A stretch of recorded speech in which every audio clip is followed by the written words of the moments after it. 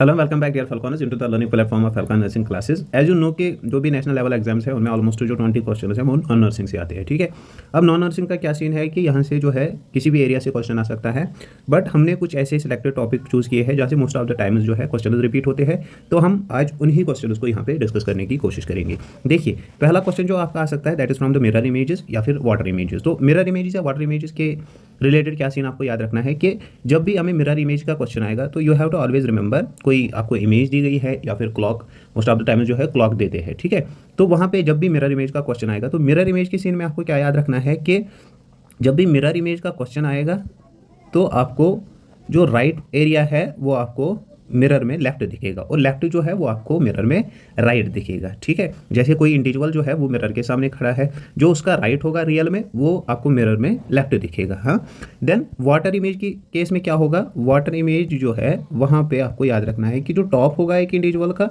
That will be the bottom in the water. ठीक है, ये दो रूल्स आपको लेकर चलना है। तो जो भी आपको मिरर इमेज का क्वेश्चन आएगा या फिर वाटर इमेज का क्वेश्चन आएगा वो आप सॉल्व कर सकते हो। Now we said about the clock कि क्लॉक के केस में कैसे क्वेश्चन दिया जा सकता है। देखिए, अगर यहाँ पे आपको कोई क्लॉक मेंशनड है, ठीक है, तो आपको बोला गया है कि यहाँ पे मिरर लगाया गया है, तो मिरर में इसका सपोज यहाँ पे कुछ टाइम दिया गया है तो वहाँ पे कौन सा टाइम होगा। ठीक, एज यू नो कि क्लॉक के क्या सीन होता है, यहाँ पे होता है 12, 1, 2, 3, 4, 5 एंड 6, 7, 8, 9, 10 एंड 11। ठीक है, तो व्हाट आई सेड कि जो राइट होगा रियल में that will be left in the mirror. ठीक, तो अगर हम यहाँ पे देखेंगे, यहाँ पे अगर हम देखेंगे, यहाँ पे 11 जो है that is on the right side, right. तो 11 के अपोजिट क्या होगा, दैट विल बी 1 के अपोजिट आएगा 2।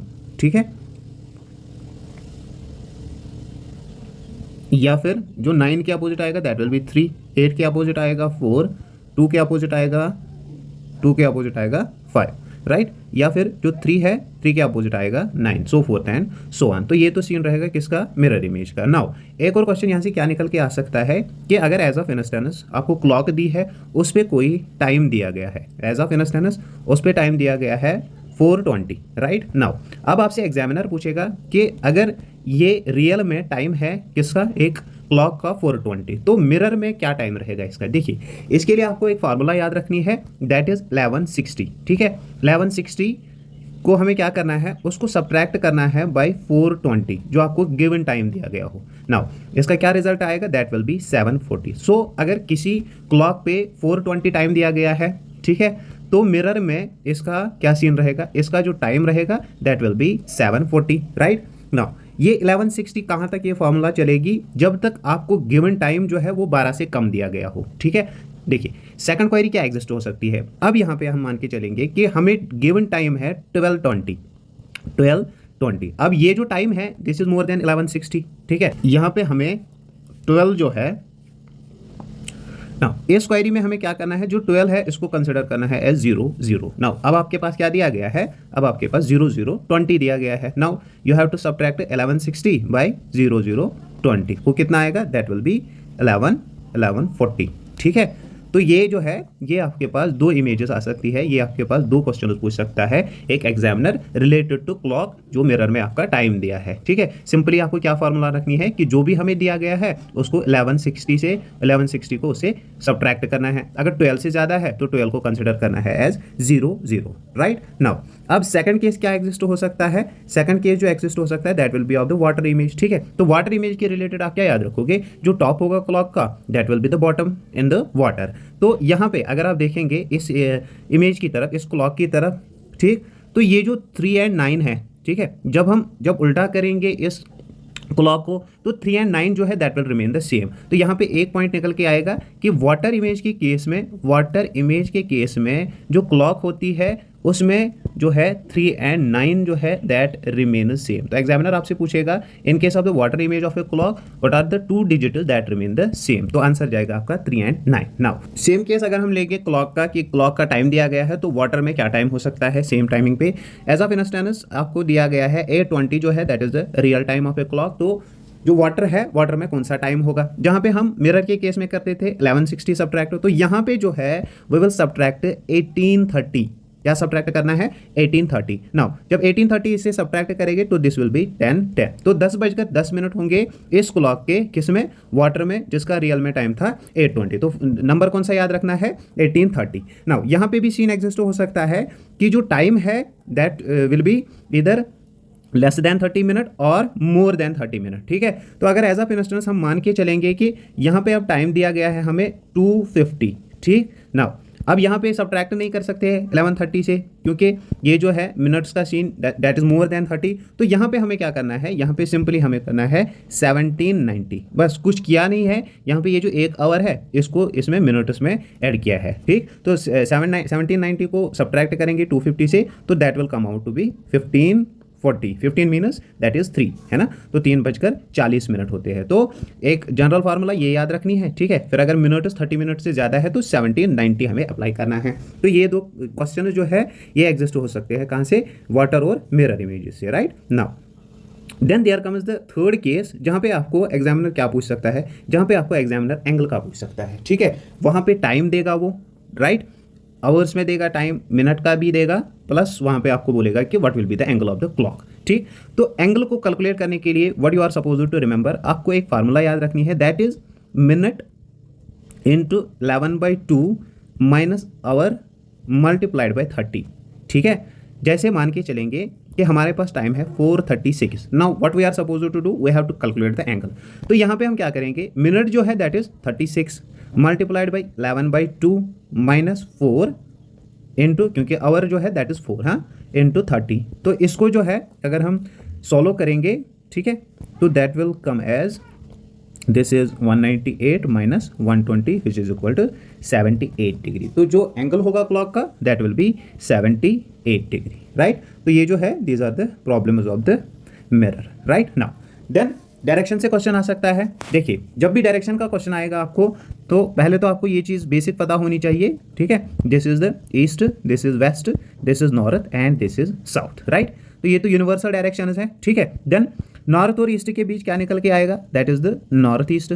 ठीक है, लाइकवाइज यहाँ जो साउथ और वेस्ट के बीच में निकल के आएगा साउथ वेस्ट। लाइकवाइज यहाँ पे साउथ ईस्ट और यहाँ पे क्या आएगा नॉर्थ वेस्ट, राइट। नाउ ये तो है डायरेक्शंस, राइट। नाउ अब रूल कौन सा याद रखना है कि आप मूव करते हो इधर क्लॉकवाइज, ठीक है, क्लॉकवाइज या फिर एंटी क्लॉकवाइज, एंटी क्लॉकवाइज। ठीक, नाउ जब हम क्लॉकवाइज मूव करते हैं तो means we are turning right.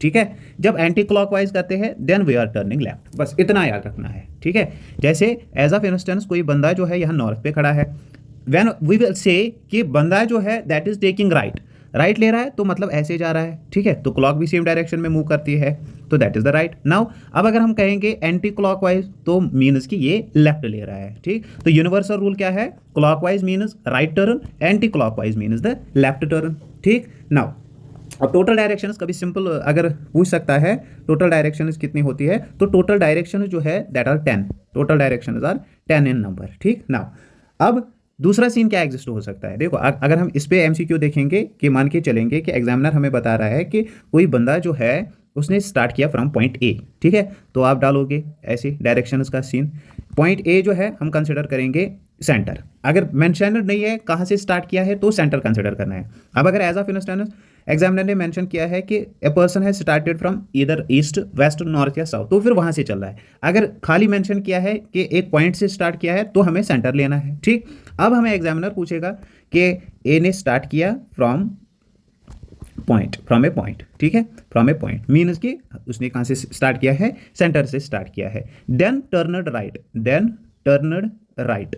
ठीक है, तो उसका क्या मतलब है कि अगर हम यहाँ पे लेंगे दिस इज दैट पॉइंट जहाँ पे इसने स्टार्ट किया है। ठीक है, देन टर्नड राइट, राइट का टर्न मतलब ही इज मूविंग क्लॉकवाइज, जैसे क्लॉक चलती है वैसे ही चलेगा, राइट।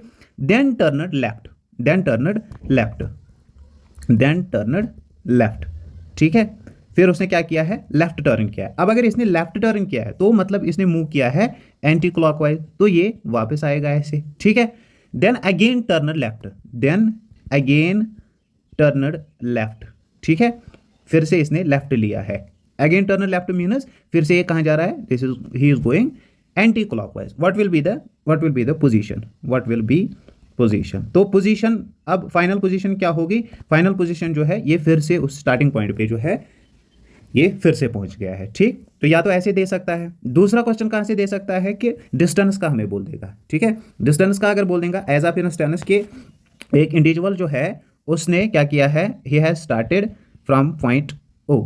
ठीक है, इसको हम कंसिडर करेंगे एज पॉइंट ओ। ठीक, then he walked 2 kilometres in east direction. ठीक है, ईस्ट डायरेक्शन में 2 किलोमीटर निकाले हैं। ठीक, देन टर्न राइट, अगर इसने राइट टर्न लिया है फिर इसने कितने किलोमीटर निकाले, मान के चलेंगे 3 किलोमीटर निकाले हैं। ठीक, तो अब हमें ये कैलकुलेट करना है कि स्टार्टिंग पॉइंट से ये कितना दूर है। अगर आप देखेंगे यहाँ पे, अगर मान के चलेंगे ये यहाँ पे पहुंचेगा तो ये क्या बन गया, राइट एंगल ट्रायंगल। अब आपको कैलकुलेट करना है कि स्टार्टिंग पॉइंट से इसने कितनी डिस्टेंस निकाली है। तो उसके लिए आपको फार्मूला पता है, दैट इज हाइपोटेन्यूज स्क्वायर जो होता है that is under root of base square plus altitude square. ठीक है, तो इससे जो है इससे हम कैलकुलेट कर सकते हैं, क्या ये कैलकुलेट कर सकते हैं कि स्टार्टिंग पॉइंट से इसने कितनी डिस्टेंस निकाली है।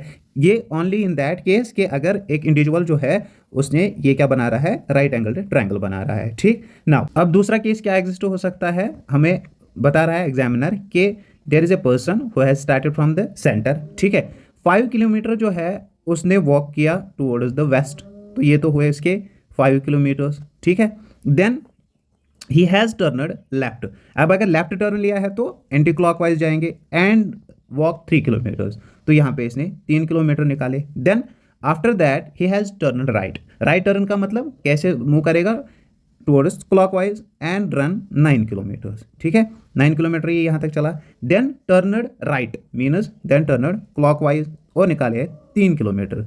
तो ये स्टार्टिंग पॉइंट से कितना डिस्टेंट होगा, तो सिंपल है, देखो यहाँ से यहाँ तक निकाले इसने कितने, 5 किलोमीटर, ये तो हुए ये 5 किलोमीटर। ठीक है, देन यहाँ से यहाँ तक कितने किलोमीटर्स निकाले, 9 किलोमीटर्स। ठीक है, तो 9 और 5 कितने हो गए, 14 किलोमीटर्स। ठीक, तो यहाँ से स्टार्टिंग पॉइंट से जहाँ पे ये खड़ा है अभी, यहाँ पे इसने कितने निकाले हैं, यहाँ पे इसने टोटल में 14 किलोमीटर्स निकाले हैं। अब ये जो ये वाला है 3 किलोमीटर और 3 किलोमीटर, ठीक है, ये आपको कंसिडर नहीं करना है, जस्ट देखना है कि स्टार्टिंग पॉइंट और एंडिंग पॉइंट के बीच में कितनी डिस्टेंस है। वो आएंगे ये 5 किलोमीटर और ये 9 किलोमीटर। ठीक, देन एक और क्या सीन एग्जिस्ट हो सकता है, एक और सीन एग्जिस्ट हो सकता है ऑफ दिस एंगल। ठीक है, यहाँ पे ये जो फिगर है अगर हम देखेंगे कितना एंगल बनाता है ये, this makes an angle of 360 degree, है ना। तो सर्कल जो है that makes an angle of 360 degree. अब ये वाला जो एंगल है दिस एंड दैट, ये कितना होगा 90 इन द सेम वे, ये भी होगा 90, इनके बीच भी होगा 90 डिग्री और इनके बीच भी होगा 90 डिग्री। हाँ, that is 90 multiplied by 4 that is 360। Now अब ये जो है ये और ये इनके दरमियान कितना एंगल होगा, दैट विल बी 45, क्योंकि ये हाफ है दिस इज हाफ। ठीक, तो अगर हम ये लेकर चलेंगे कि कोई बंदा जो है उसने क्या किया है, as of instance a person started from north से उसने स्टार्ट किया है, देन क्लॉकवाइज या राइट टर्न लिया है इसने 45 डिग्री का। ठीक है, 45 डिग्री का लिया है राइट टर्न। ठीक, तो अगर यहाँ से कोई इंडिविजुअल राइट टर्न लेगा 45 डिग्री तो वो यहाँ पे पहुँच जाएगा, राइट। देन एग्जामिनर हमें पूछ रहा है कि यहाँ से इसने अब क्या किया है, 90 डिग्री राइट टर्न लिया है, 90 डिग्री राइट टर्न लिया है। तो यहाँ से आपको कैलकुलेट करना है 90 कितना आएगा, दिस इज दिस वन और ये वाला पोर्शन। ठीक है, तो ये बनेगा this is 45, this is 45 that is 90 right turn. तो अब अभी के टाइम पे कहाँ पे होगा ये बंदा, तो ये बंदा जो है यहाँ पे खड़ा होगा। ठीक है, तो that is what, that is this is south, this is east. तो ये जो इंडिविजुअल है ये कहाँ पे खड़ा होगा, साउथ ईस्ट पे। ठीक है, रिजल्टेंट पे। तो ये निकल सकता है किसका, एंगल का, यस ऐसे एग्जामिनर पूछ सकता है। ठीक है, तो ये जो चीज़ें हैं, ये जो क्वेश्चन है ये हमें डायरेक्शन वगैरह से आ सकते हैं। एंगल के रिलेटेड पूछ सकता है, टोटल डिस्टेंस, या फिर प्रेजेंट टाइम पे इसकी डायरेक्शन कहाँ पे है, राइट। नाउ अब इससे जो है इससे ट्रेन का क्वेश्चन भी पूछ सकता है एक इंडिविजुअल, कि अगर कोई इंडिविजुअल जो है वो किसी ट्रेन को देख रहा है, क्या देख रहा है, ट्रेन को देख रहा है। ट्रेन जो है मान के चलेंगे, ट्रेन जो है that is running from north to south.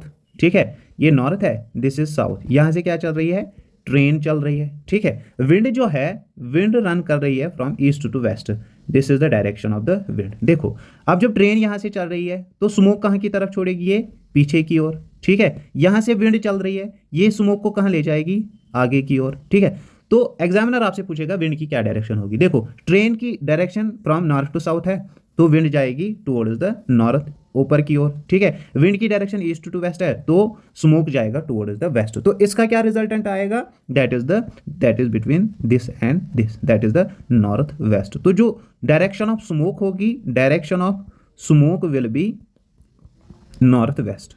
ये आपको ट्रेन और स्मोक का क्वेश्चन आ सकता है डायरेक्शन से ही, ठीक है। तो इसमें सिंपली याद रखना है, ट्रेन जो है यहाँ की ओर स्मोक को ले जाएगी, विंड जो है यहाँ की ओर स्मोक को ले जाएगी, तो रिजल्टेंट जो उसका होगा that will be north west. अब ट्रिकी क्वेश्चन क्या आ सकता है, एग्जामिनर आपको पूछेगा electric train. Now as you know कि इलेक्ट्रिक ट्रेन जो होती है वो स्मोक नहीं छोड़ती है, ठीक है। जब स्मोक नहीं छोड़ेगी तो डायरेक्शन भी नहीं होगी, नो डायरेक्शन ऑफ स्मोक, है ना। देन या आपको एग्जामिनर पूछेगा एक स्टैंडिंग ट्रेन, ठीक है, स्टैंडिंग ट्रेन। तो जब स्टैंडिंग ट्रेन होगी तो स्टैंडिंग ट्रेन का क्या सीन होगा, ये रुकी होगी एक जगह पे, मान के चलेंगे कि इस पॉइंट पे जो है ट्रेन रुकी है, ठीक है। अब इसके अराउंड अगर स्मोक है, ठीक है, तो उसको क्या करेगा, ये विंड वेस्ट की ओर ले जाएगा। तो स्टैंडिंग ट्रेन के केस में स्मोक जो है, स्मोक मूव करेगा टुवर्ड्स द विंड डायरेक्शन। तो ये 3 क्वेश्चन जो है स्मोक और ट्रेन के रिलेटेड आपसे पूछ सकते हैं, राइट। देन ब्लड रिलेशंस, ठीक है। देखिए जब भी आपके पास ब्लड रिलेशंस का क्वेश्चन आएगा तो एक यूनिवर्सल रूल आपको याद रखना है। क्या यूनिवर्सल रूल है, आपको भी पता है कि ये this is the paternal side, ठीक है। दूसरा जो आता है that is the maternal side. अब पैटर्नल साइड से क्या क्या एग्जिस्ट हो सकती है, देखो पैटर्नल साइड से आपका हो सकता है ग्रैंडफादर हो सकता है और ग्रैंड मदर हो सकती है। यहाँ से भी क्या हो सकता है, ग्रैंडफादर हो सकता है, ग्रैंड मदर हो सकती है, राइट। अब सेकंड थिंग, यहाँ से जो है पैटर्नल साइड से फादर होगा, अंकल होगा और आंट होगी, राइट। इन द सेम वे यहाँ से क्या होगा, यहाँ से होगी मदर, ठीक है, मैटरनल अंकल होगा और यहाँ से भी आंट होगी, राइट। नाउ फिर यहाँ से क्या एग्जिस्ट हो सकता है, यहाँ से एग्जिस्ट हो सकता है, यहाँ से एग्जिस्ट हो सकता है इनका son, right, that is the son of father और सन ऑफ द मदर। वो क्या हुए, दैट आर इधर ब्रदर्स या फिर सिस्टर्स, ठीक है। तो यहाँ पे जो आंट अंकल वगैरह है यहाँ से कजन्स एग्जिस्ट हो सकते हैं। Now as you can see कि ये जो ग्रैंड टाइप है इनको हमने क्या रखा, एक वर्टिकल एक हॉरिजेंटल लाइन में रखा, ठीक है। देन जो फादर वगैरह आंट वगैरह अंकल एटसेट्रा थे उनको भी एक वर्टिकल दिस हॉरिजेंटल लाइन में रखा, ठीक है। जो ब्रदर्स वगैरह थे और this are the siblings etcetera इनको हमने एक लाइन में रखा। तो जब भी आपको एग्जामिनर क्वेश्चन पूछेगा आपको यही हायरार्की बनानी है, ठीक है। जैसे यहाँ पे मैं रखूँगा, यहाँ पे कोई जो है हमें दिया है कि ए जो है दैट इज सन, ठीक है, तो इसको एक लाइन में रखूँगा। बी जो है that is the father of A, तो बी को रखूंगा उससे ऊपर, ठीक है। सी जो है that is the grandfather of A, अगर ये ग्रैंड फादर है ए का तो बी का फादर होगा, तो ऐसे बनेगा इसकी हायरार्की ऐसे बनेगी। तो हायरार्की जब हम पहले बनाएंगे फिर उससे क्या होगा, फिर हमें क्वेश्चन सॉल्व करना ईजी हो जाएगा। देखो अगर हम क्वेश्चन देखेंगे, अगर क्वेश्चन है M is son of P, M जो है सन ऑफ पी है, क्यू जो है that is granddaughter of O, who is the husband of P, ठीक है। how is M related to O, देखो यहाँ पे हमें क्या दिया है, यहाँ पे दिया है हमें कि M जो है that is son of P, तो M को रखेंगे नीचे, उसके ऊपर रखेंगे P, ठीक है। M जो है दैट इज सन, तो ये मेल है, मेल को डिजाइन करेंगे बाय प्लस साइन, ठीक है। देन यहां में क्या बता रहा है, Q is granddaughter of O, Q is granddaughter of O, मान के चलेंगे यहाँ पे ओ को रख लेंगे, ठीक है। तो वो क्या बनेगी, that is the granddaughter of Q, ठीक है। तो ग्रैंड डॉटर अगर है तो ग्रैंड डॉटर को कहाँ रखेंगे, ग्रैंड डॉटर को नीचे रख लेंगे, ठीक है। Granddaughter of O, who is the husband of O, who is the husband of P. O जो है ये क्या है, देखो यहाँ पे क्या दिखा रहा है कि क्यू जो है that is the granddaughter of O, who is the husband of P. O जो है वो क्या है, हस्बैंड है पी का, तो ओ और पी को हम एक जगह रख लेंगे। अब अगर ओ हस्बैंड है, ठीक है, तो ऑब्वियस सी बात है पी जो है ये क्या होगी, that will be wife, P जो है that will be wife, right. How is M related to O, तो एम जो है ये क्या हो सकता है, अगर ये एम जो था पी का सन था तो ओ का भी क्या होगा, दैट इज सन, तो आंसर जाएगा आपका सन, ठीक है। जो ओ है अगर अब एग्जामिनर ये पूछेगा how is O related to M, तो आंसर जाएगा मदर, राइट। नाउ एक और क्वेश्चन अगर हम देखेंगे यहाँ पे कि एग्जामिनर हमसे पूछ रहा है कि A is B is sister, A जो है बी की सिस्टर है, C is B is mother,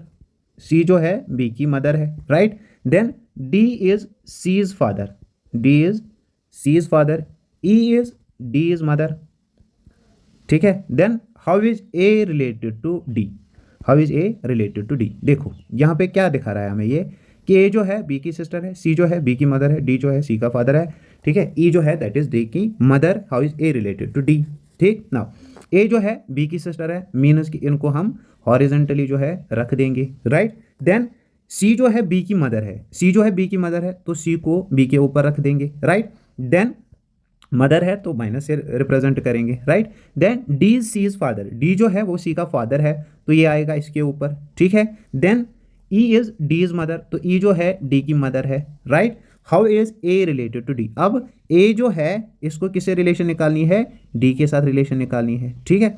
अगर ये जो है ये सिबलिंग्स हो गए, ठीक, ये इनकी मदर है, ये इनके मदर का फादर है, ठीक है। तो ए क्या है हुआ फिर, ए हुआ फिर ग्रैंड सन, ठीक है, grandson, this grandchild, ठीक है, ग्रैंड चाइल्ड। अब ग्रैंड चाइल्ड में क्या है, A is B is sister, A जो है बी की सिस्टर है, ठीक है, तो ए इज फीमेल, तो दैट इज ये क्या है, this is granddaughter. In the same way अगर आपसे पूछेगा कि how is D related to A, तो आंसर जाएगा ग्रैंडफादर, ठीक है। तो ऐसे क्वेश्चन एग्जिस्ट हो सकते हैं with respect to the blood relations, ठीक। तो ब्लड रिलेशंस के सीन में क्या केस याद रखना है कि जो भी प्रोजेनीज होगी, जो भी जनरेशन होंगे, उनको हॉरिजॉन्टल लाइन में रखना है हमें, फिर ऐसे ही जो है हायरार्की बना के सॉल्व हो जाएगा। Then there comes the figure counting. तो फिगर काउंटिंग के रिलेटेड जब भी आपको एग्जामिनर क्वेश्चन पूछेगा, जैसे ट्रायंगल वगैरह देगा या स्क्वायर वगैरह देगा, मान के चलेंगे दिस इज ए ट्रायंगल, ठीक है। तो यहाँ पे अगर एज ऑफ इंस्टेंस ऐसे है, एग्जामिनर आपसे पूछेगा टोटल नंबर ऑफ फिगर्स कितने हैं इसमें, ठीक है, या टोटल नंबर ऑफ ट्राइंगल्स कितने बना रहा है। यहाँ पे देखो सिंपली क्या करना है, ये हुआ एक जो आपको विजिबल लग रहा है, this is 2, this is 3, this is 4, पहला ट्रायंगल, दूसरा ट्रायंगल, तीसरा और चौथा। देन इनको क्या करना है, ऐड करना है, दैट इज 1 + 2 + 3 + 4 कितने हो गए, दैट इज 10, ठीक है। तो इसमें जो है इसमें कितने ट्रायंगल्स हो गए या कितने फिगर्स हो गए, 10 फिगर्स हो गए, ठीक। तो ये तो हुआ पहला सिनेरियो। दूसरा क्या हो सकता है, एज ऑफ इंस्टेंस ऐसे दिया है, ठीक है, यहाँ से जो है सेम पैटर्न बनाया है 4 फिगर्स का, राइट। अब यहाँ से भी बना रहा है 1, 2, 3 और 4, ठीक है। तो अब एग्जामिनर क्या पूछेगा, टोटल नंबर ऑफ फिगर्स कितने हैं इसमें, तो यहाँ पे भी होगा 1, 2, 3 एंड 4, ठीक है। देन ये हो गए 10, यहाँ से भी हो जाएंगे, इनके निकलेंगे 10, हो गए 20, यहाँ से 10 और 30 और यहाँ से 10, कितने हो गए 40 फिगर्स। तो इसमें कितने होंगे, there will be 40 figures in the image, right. Now अब इसे जो है इससे थोड़ा और ट्रिकी पूछ लेगा, एज ऑफ इंस्टेंस ऐसे उसने इमेज दी है आपको, राइट। तो यहाँ पे वो क्या करेगा, यहाँ पे ऐसे ही इन द सेम वे 4 लाइनें जो है ड्रा कर लेगा, ठीक। देन यहाँ पे इसको ऐसे बाइसेक्ट करेगा, यहाँ पे इसको ऐसे बाइसेक्ट करेगा, राइट, ठीक है। अब आपसे पूछ रहा है कि टोटल नंबर ऑफ फिगर्स, देखो यहाँ पे कितने हैं, पहले हमें ये देखना है 1, 2, 3 एंड 4, इनका सम कितना हो गया, इसमें है ऐसे 10 फिगर्स, ठीक है। यहाँ पे कितना है 1 एंड 2, कितने हो गए 3, ठीक है। यहाँ पे कितना है 1 + 2 + 3, दैट इज द 6, ठीक है। तो अलग अलग से सेपरेट जो है, दीज आर सेपरेट 4, इनको काउंट किया, दीज आर सेपरेट 2, इनको काउंट किया, दीज आर सेपरेट 3, इनको काउंट किया, देन इनको एड अप करना है, दैट इज 19, ठीक है। तो इसमें कितने फिगर्स है, दैट आर 19 फिगर्स, राइट। तो ये ऐसे आपको ट्रायंगल का के रिलेटेड सॉल्व करना है, राइट। देन दूसरी क्वेरी क्या एग्जिस्ट हो सकती है, that is related to the square, ठीक है। देखो अगर आपसे एग्जामिनर ऐसे क्वेश्चन डालेगा, this is a square, right, इसमें जो है ऐसे फिगर बनी है, ठीक, दिस एंड दिस, तो टोटल नंबर ऑफ फिगर्स कितने हैं, ठीक है। देखिए जब भी टोटल नंबर ऑफ फिगर्स हमें काउंट करने हैं, we will write it as 1, 2, 3, 4, 5, 6, 7 and 8। देखो जितना नंबर आया हमें उसको डबल करना है, तो ये कितना आया 8 × 2 दैट इज 16, इसमें होंगे 16 फिगर्स, जितने इनर फिगर्स है उनको मल्टीप्लाई बाय 2 करना है, वो आएगा हमारा आंसर, राइट। देन सेकंड चीज कहाँ से क्वेश्चन एग्जिस्ट हो सकता है, एग्जामिनर ऐसे देगा, ठीक, 2 स्क्वायर्स देगा, ठीक है, इसको ऐसे कर देगा। नाउ अब हमें क्या चूज करना है, that is the total number of the figures. तो सेम रूल हम अप्लाई करेंगे, 1 2 3 4 1 2 3 4, इनको डबल करेंगे तो कितना आएगा, 4 का डबल हो गया 8, इसका 8 mean total number of figures is 16। लेकिन यही नहीं रुकना है, ठीक है। देखो अब इसमें क्या है, इसमें जो है एक पॉइंट ऑफ इंटरसेक्शन था, इसमें कितने हैं, 2 पॉइंट्स ऑफ इंटरसेक्शन है, ठीक है। जितने पॉइंट्स होंगे ऑफ इंटरसेक्शन उनको माइनस करना है 1 से, मल्टीप्लाई करना है बाई 2, ठीक है। देखो यहाँ पे कितने पॉइंट्स ऑफ इंटरसेक्शन है, 2, 2 को माइनस करना है 1 से, दैट इज 1, मल्टीप्लाई करना है बाई 2, वो कितना आया 2, इसको एडअप करना है इसके साथ, ठीक है, इसको एडअप करना है इसके साथ, तो कितना आएगा फाइनल आंसर 18, ठीक। सो रूल क्या है कि अगर ऐसी फिगर दी है हमें तो डबल करना है हर एक स्क्वायर को, ठीक है। देन रिड्यूस करना है, जितने भी पॉइंट्स ऑफ इंटरसेक्शन है उनको रिड्यूस करना है बाय 1 और मल्टीप्लाई करना है बाय 2, ठीक। नाउ देखिए अगर हम यहाँ पे क्वेश्चन देखेंगे कि अब इसकी जगह पे जो है हमें मान के चलेंगे 3 फिगर्स दिए हैं, 2 की जगह पे 3 फिगर्स दिए हैं, ठीक, लाइक दिस।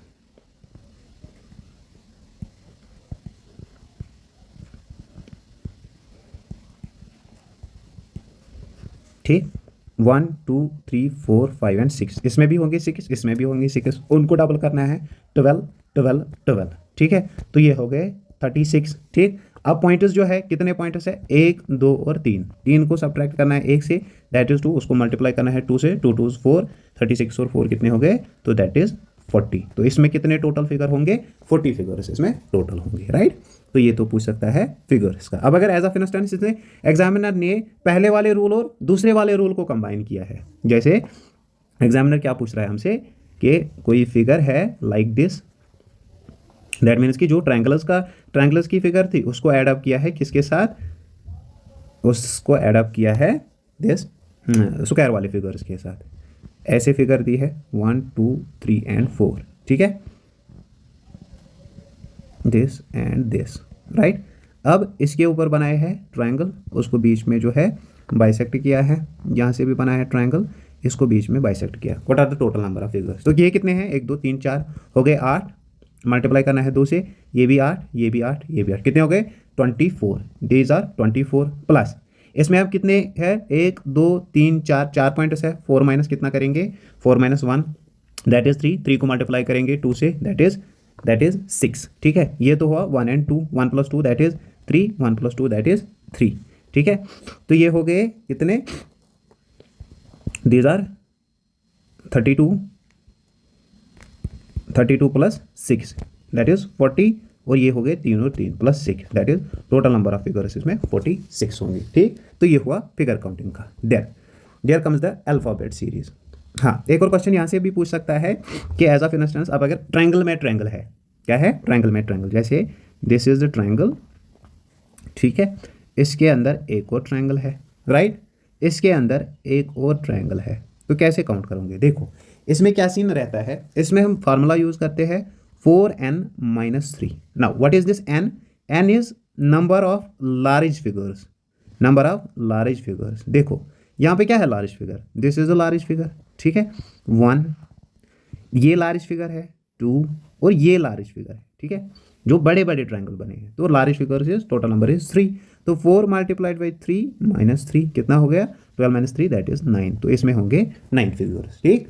तो फार्मूला यूनिवर्सल फार्मूला इज, अगर ट्रायंगल में ट्रायंगल होगा तो 4n-3 और n is number of large figures. Then there comes the alphabet series. देखो अल्फ़ाबेट सीरीज़ के रिलेटेड हमें क्या चीज़ याद रखनी है कि जो अल्फ़ाबेट्स होते हैं वो A to Z होते हैं, सबको पता है, ठीक है, दैट इज़ 1 to 26, ए को A is at first place और Z जो है 26th प्लेस पे है, ठीक है। मिडल का कितना है, दैट इज़ 1 to 13, ठीक, तो that is from A to M, M जो है वो 13 पे आता है। देन जो उसके बाद है 14 to 26 that is from N to Z, ठीक, तो ये सिंपल है। देन कॉन्सोनेंट्स का आपको पता है कितने हैं 21, और वॉवेल्स कितने हैं 5 है। देन जब भी आपको दिस अल्फ़ाबेट सीरीज़ का क्वेश्चन आएगा तो ABCD जो है आपको लिखना है, ठीक है, ABCD आपको पूरा लिखना है Z तक, फिर उसको नंबरिंग करनी है 1 2 3 4, ठीक।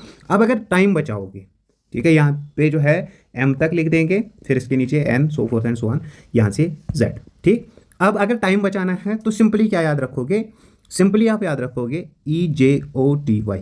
ठीक है, E आता है 5 पे, J आता है 10, 15, 20 और 25 पे। ठीक है, ये जो है टिपिकल से ये आपको याद रखने हैं। राइट नाउ, अब अगर एज ऑफ इंस्टेंस हम क्वेश्चन देखेंगे, क्या सीन हो सकता है एक क्वेश्चन में, जब भी अल्फ़ाबेट सीरीज दी गई हो तो हमें क्या क्या चीज़ देखनी है। देखो, अल्फ़ाबेट की सीरीज के केस में अगर एज ऑफ इंस्टेंस हम क्वेश्चन को ही देख लेंगे, क्वेश्चन जो है वो हमसे पूछ रहा है कि मोहन जो है, मोहन का कोई कोड है। एज ऑफ इंस्टेंस मोहन का क्या कोड है, मोहन का है NNIZO।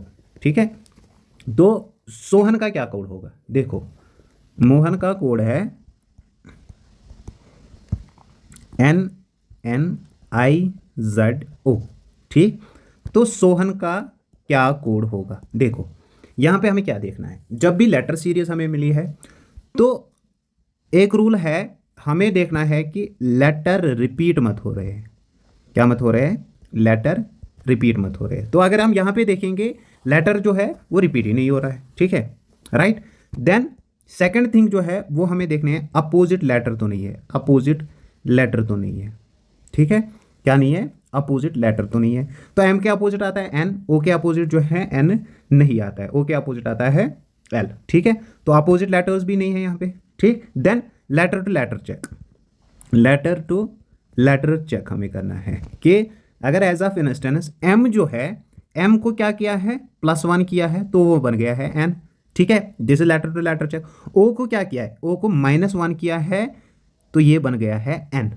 ठीक है, तो +1 -1 हो रहा है। आगे भी हम देखेंगे, एच को +1 किया है वो बन गया आई, ए को -1 किया है वो बन गया है जेड। ठीक, देन एन को +1 किया है वो बन गया ओ।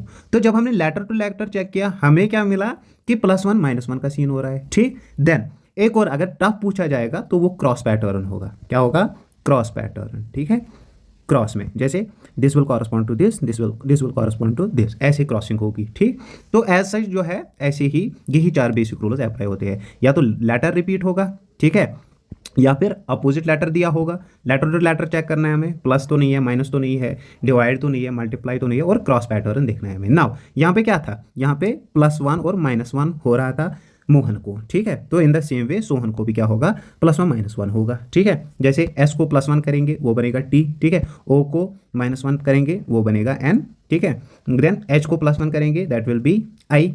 ठीक है, ए को -1 करेंगे that will be Z, N को करेंगे फिर +1 तो वो बनेगा एम। ठीक, तो ऐसे आपको लेटर्स अल्फ़ाबेट सीरीज से क्वेश्चन पूछ सकता है एग्जामिनर। ठीक, ये हुआ किसका scene, that will be of the letter series. Now दूसरा जो है अल्फ़ाबेट सीरीज से कैसे क्वेश्चन पूछ सकता है, एग्जामिनर आपसे पूछेगा कि एज ऑफ इंस्टेंस एंड जो है एंड कॉरस्पॉन्ड्स टू 70। ठीक है, इज कॉरस्पॉन्ड्स टू 50, तो वॉज का क्या सीन रहेगा। देखो इसमें आपको अब क्या देखना है कि ये जो लेटर्स इसने दिए हैं एज ऑफ इंस्टेंस ए को क्या है, ए का 1 नंबर है। ठीक है, अब इनमें देखना है कि ये जो लेटर्स है इनका एडिशन तो 70 नहीं आ रहा है। ठीक है, इनका मल्टीप्लिकेशन तो 70 नहीं आ रहा है। यूजुअली यही 2 चीज़ें देखते हैं हम, हाँ, एडिशन मत आ रहा है या सब्ट्रैक्ट, ये मल्टीप्लिकेशन मत आ रहा है। अगर multiplication as of instance and के जो 3 ये लेटर्स है इनका मल्टीप्लाई आ रहा है 70, मान के चलेंगे लेटर्स इशू, और इसके 2 लेटर्स इनका मल्टीप्लिकेशन आता है 50, तो वाज के 3 लेटर्स जो है इनको भी मल्टीप्लाई करेंगे, जो आंसर आएगा that will be the final answer. तो ऐसे भी पूछ सकता है। ठीक है, वहाँ पे कंफ्यूज नहीं होना है, सिंपल सा सीन है। राइट नाउ अब एज ऑफ इंस्टेंस एक और क्वेश्चन हम यहाँ पे करेंगे कि एग्जामिनर आपसे पूछ रहा है कि कोई अल्फ़ाबेट सीरीज है उसमें मिसिंग नंबर देखना है, जैसे EHLOS, उसके बाद क्या है।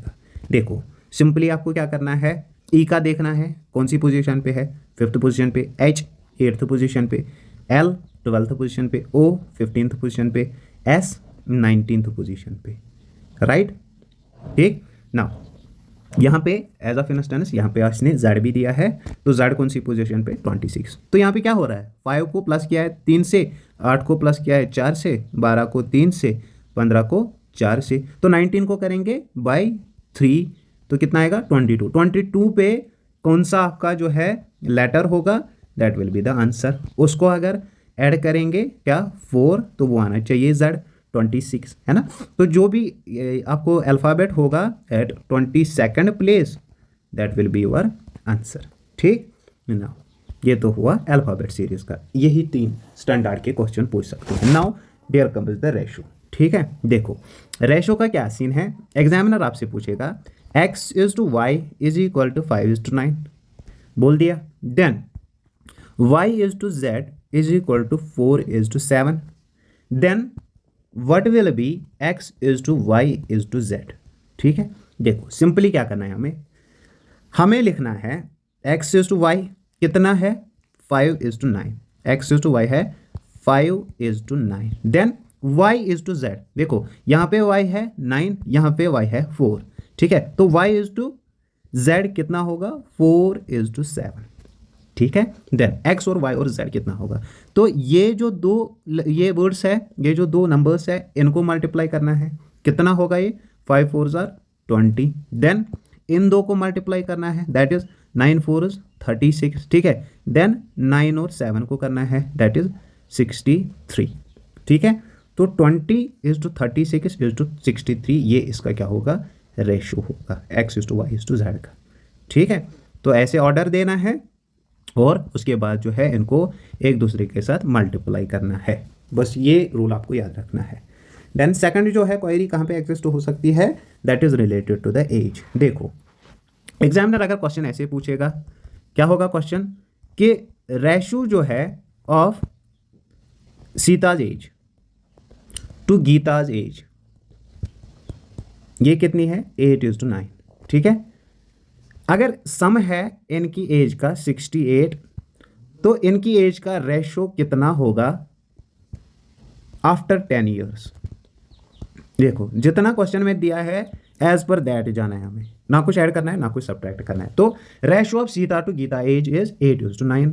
तो अगर यहाँ पे सीता की एज है इज टू गीता की एज है, ठीक है, इसका क्या रेशो है 8:9। अभी हमें पता नहीं है कि इसकी क्या एज है, तो यहाँ पे x चिपका देंगे, इसके साथ भी x चिपका देंगे, खत्म। देन सम इज 68, मतलब कि 8x और 9x कितने हुए 8x + 9x कितना है दैट इज 68। ठीक है, तो यहाँ से आप x इजीली निकाल सकते हो, 8 9 17, 17x that is 68/17 that is equal to 4। तो x जो हमें निकल के आया दैट इज 4। ठीक ना, अब हमें क्या दिखा रहा है कि 8x और 9x इनके एज का रेशो है, 8 4 32, ठीक है, 9 4 36। तो इनका एज का जो रेशो है that is 32:36। Then after 10 years, तो जो इनकी अब एज निकली है हमें उसको ऐड क्या करना है 10 करना है। तो दैट इज 32 + 10 42, 36 + 10 दैट इज 46। ठीक है, तो this is 21 × 2 42, this is 23 × 2 that is 46। तो आफ्टर 10 ईयर्स इनकी एज का रेशो 21:23 होगा। ये रेशो से क्वेश्चन पूछ सकता है। ठीक है, और पार्टनरशिप से भी क्वेश्चन निकल सकता है, वो हम अभी देख लेंगे। ठीक, देन सेकंड क्वेरी क्या एग्जिस्ट हो सकती है with respect to the age. Mother की जो एज है, mother's age today is 3 times age her daughter. ठीक है, जो प्रेजेंट टाइम पे मदर की एज है that is 3 times that of daughter. After 10 years क्या सीन होगा, after 10 years it will be double. 10 साल के बाद जो है एज क्या होगी डबल होगी। How old daughter is today, daughter is today. देखो क्या बोल रहा है, जैसे मान के चलेंगे कि ये मदर है, इसकी एज है x और डॉटर जो है इसकी एज है y। नाउ एग्जामिनर क्या पूछ रहा है कि जो मदर है इसकी एज है 3 टाइम्स एज हर डॉटर। तो डॉटर की क्या है, मदर की क्या है 3 times age that of daughter. Now after 10 years it will be double. After 10 years means x + 10। ठीक है, then it will be equal to double 2 times कितनी है डॉटर की y + 10। ठीक, नाउ इसको जब हम सॉल्व करेंगे तो कितना निकल के आएगा, this will be x + 10 is equal to 2y + 20। ठीक है, नाउ x कितना लिया है हमने that is equal to 3y है ना, तो यहाँ पे 3y डाल देंगे plus 10 is equal to 20, 2y + 20। ठीक है, इसको सॉल्व करेंगे 3y, इसको यहाँ ले आएंगे 2y इज इक्वल टू 20 - 10, तो वाई जो है y will be 10, y is the age of the daughter. तो डॉटर जो है at present point of time कितनी होगी, that will be 10 years old. तो ये आपको क्वेश्चन पूछ सकता है एज के रिलेटेड। चलिए एवरेज का क्वेश्चन पूछ सकते हैं। एवरेज में आपको सिंपली आपने पढ़ा भी होगा स्टैटिस्टिक्स वगैरह में, मीन का पूछ सकते हैं। मीन का question, mean is sum of observation is divide by number of observation, ठीक है। तो एज ऑफ इंस्टेंस अगर हमारे पास ये है 19843654, ठीक है, तो इनका सम करना है। मीन कितना निकलेगा 1 + 9 + 8 + 4 3 so 4 10 so 1, that will come out to be 40 divide by total number कितना है 1 2 3 4 5 6 7 और 40/8 दैट इज 5। तो मीन निकलेगा 5। देन मीडियन का क्वेश्चन पूछ सकते हैं, ठीक है। मीडियन के केस में हमें क्या करना होता है कि जो भी हमारे पास डेटा दिया गया है जिसको अरेंज करना है असेंडिंग ऑर्डर में, बढ़ते हुए ऑर्डर में, ठीक है, असेंडिंग ऑर्डर। तो फिर जो भी आपका मिडल वैल्यू आएगा, middle value that will B mode and that will B median, ठीक है। जैसे हमारे पास ये डेटा है 56 67 54 34 78 43 23। तो इसको असेंडिंग ऑर्डर में जब हम रखेंगे तो पहले आएगा 23 सबसे छोटा, देन 34 43 56 दिस 54 56 67 78, ठीक है। तो मिडल जो है रेशो, मिडल जो नंबर है इसका 1 2 3 4 5 6 7 और यहाँ पे है मिडल में 54, ठीक है। तो ये रहेगा इन case of the days odd, अगर ऑड नंबर हमें दिया गया है, ठीक है, 7 है, 7 इज ऑड। अब अगर इवन है, इवन डिस्ट्रीब्यूशन ऑफ नंबर्स है, ऐसा फॉर इंस्टेंस मान के चलेंगे कि यहाँ पे 90 भी है, ठीक है, तो फिर हमें यहाँ पे क्या करना है, जो मिडल के दो टर्म्स होते हैं उनको कंबाइन करना है, ठीक है। तो दिस विल बी 54 + 56, इनको डिवाइड करना है बाई 2, तो ये कितना आएगा, दैट इज़ 110/2, तो दैट इज़ 55, फिर 55 आएगा, ठीक है। अगर ऑड नंबर है तो ऑड के केस में क्या करना है, मिडल का देखना है। अगर इवन है तो जो मिडल के दो है उनको सम अप करना है, बाई 2 करना है, फिर जो आएगा that will be the median. Mode simple है। मोड में हम क्या देखते हैं कि मोस्ट रिपीटेटिंग जो है, और वी कैन से कि ऑब्जर्वेशन जो है जिसकी हाईएस्ट फ्रीक्वेंसी है। जैसे आपके पास डेटा है 6 8 9 3 4 6 7 6 3, तो अगर हम यहाँ पे देखेंगे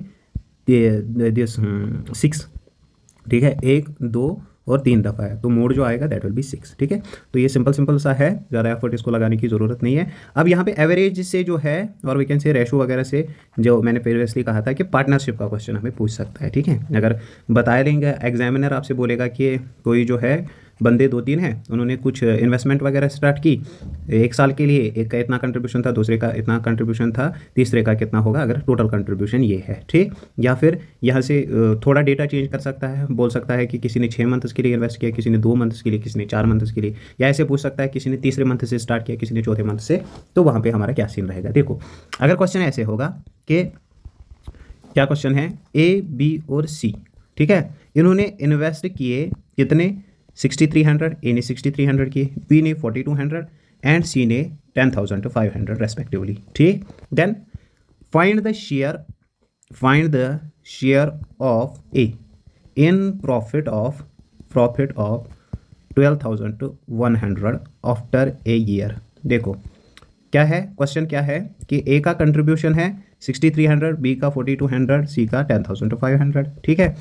तो ए का कितना प्रॉफिट बनेगा अगर 1 साल में इनका टोटल प्रॉफिट बन गया इतना, ठीक। देखो कैसे सॉल्व करेंगे, रेशो का क्वेश्चन है तो रेशो में रखेंगे A is to B is to C, ठीक है। कितना कंट्रीब्यूशन है 6300 4200 10,500, ठीक है, 0 0 0 कैंसल, देन 63 42 105, ठीक। इनको क्या करेंगे, इनको भी डिवीजन करेंगे, ठीक है। तो इसका कितना निकल के आता है, दिस इज 21, अगर से 21 से डिवाइड करेंगे तो 2, 21 से डिवाइड करेंगे तो 3, 21 से डिवाइड करेंगे तो 5, 21 मल्टीप्लाइड बाई 5 इज 405। तो इनका क्या रेशियो निकल के आता है 3:2:5, राइट। नाउ अब हमें क्या पूछ रहा है कि किसका निकालना है हमें, ए का। तो जिसका निकालना होगा, जिसका हमें निकालना होगा दैट इज ए, वो ऊपर रखेंगे, डिवाइडेड बाय टोटल क्या है इनका ratio that is 10 multiplied by total इनका प्रॉफिट कितना है 12,100, तो ये निकल के आएगा 3630। इसको आप मल्टीप्लाई करोगे तो ये निकल के आएगा 3630। तो जो प्रॉफिट है उसमें से ए का शेयर होगा 3630।